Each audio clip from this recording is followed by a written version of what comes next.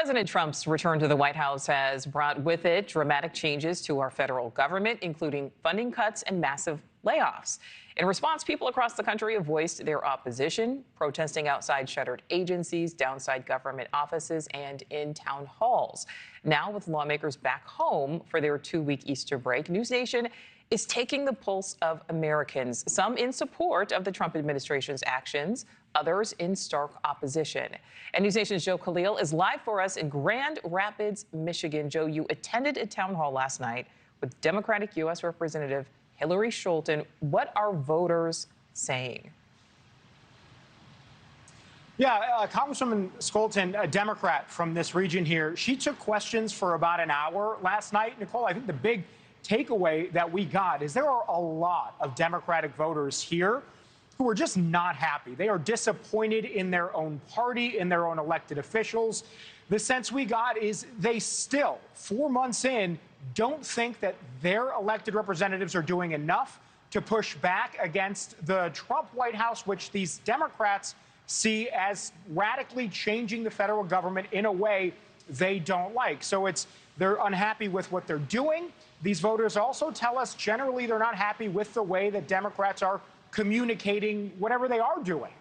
Both of those grievances we heard quite a bit yesterday. It wasn't always directed at Congresswoman Scholten. A lot of these Democrats who showed up said they were happy with their own representative, but upset with the party generally. Take a listen to just a snippet of what we heard, one of several questions that was asked last night. Democratic Party needs to take off the gloves.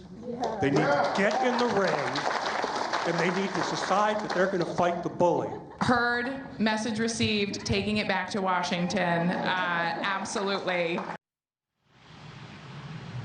So a lot of the specifics, Nichole, that were brought up last night were things like Social Security, Medicaid, and Medicare. People concerned that they might lose those benefits. We heard people talk about family members that work either for or work in contracts with the federal government, wondering whether those things might also be in jeopardy and their livelihoods. You also heard a couple of people bring up the rule of law and bring up Abrego Garcia's case specifically, which frankly was a bit of a surprise that was brought up locally. People were concerned that the president may not be following Supreme Court orders. So all of that on the table last night. I want to bring one specific one, another one to our attention. Bridget Lassett, the woman we talked to, who's got a 20-year-old son with a debilitating condition. She says it mimics ALS. And she is worried because there are funding grants that are going to Harvard University and the NIH. She says there's a phase 2 trial right now that may help her son, but she worries that that funding could dry up. Obviously, a reason that she wanted to talk to her member of Congress. Take a listen to some of our conversation.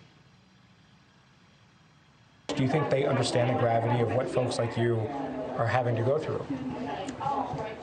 I believe they do. I believe that they understand it. I don't know why there's a breakdown, but if you listen to the last question, there was a gentleman that brought up the issue of not getting information flow. Yeah. That is precisely what I see. It's a lack of a coordinated effort. I mean, I can show up every weekend at a rally, but that doesn't give me the roadmap.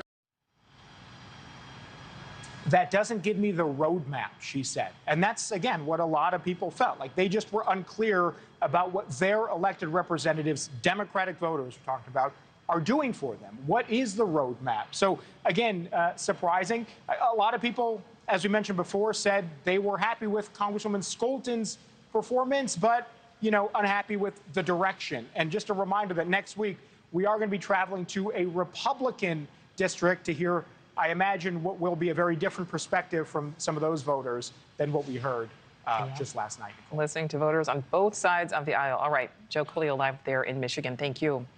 Thanks for watching. Go to joinnn.com to find NewsNation on your screen. And don't forget to click the red subscribe button below to get more of NewsNation's fact-driven, unbiased coverage.